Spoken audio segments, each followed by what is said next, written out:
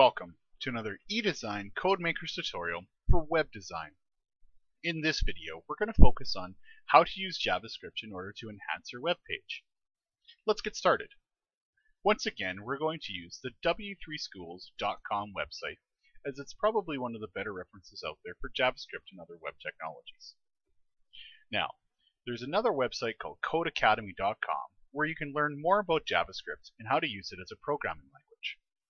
I believe eDesign has some videos already created for Codeacademy, and I encourage you to check out those tutorials as well.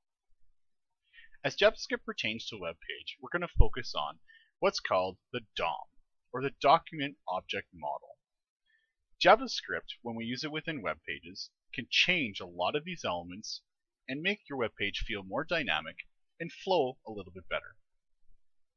What we're going to do is take a look at some of the very specific things and how JavaScript can change your web page and make it a little bit better. Let's take a look at some of the DOM elements. Now, when we talked about the ID tags, it also works in with JavaScript, which is fantastic.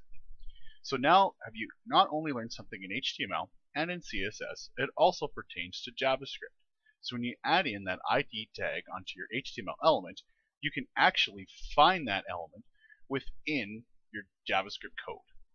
We can use something called the getElementById property of the document in order to filter out some of the things that we want, and we can change them on the fly.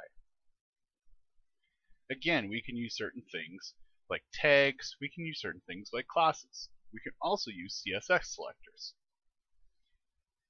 The reason why you would want to do some of this stuff is if you had something where your web page is creating certain content dynamically. And that's the beauty of using JavaScript, is creating some dynamic content. Another thing that you can take a look at that's really interesting is around the event system. Events are really neat because what they do is basically take your web page and make it more like a web application. So if we take a look at the example here, if we mouse over it, something changes. And that's just using JavaScript. Look at the other box. If we click it, we can click it again and again. JavaScript is basically setting the elements within these boxes. I encourage you to check more of the DOM HTML tutorials within W3Schools, as well as any other JavaScript code that you might want to learn within the W3Schools tutorials. This is a really great website, and I think that we can't really do what they've already done. So I encourage you to check out everything that's on here. I hope you've enjoyed watching this eDesign Codemakers tutorial video.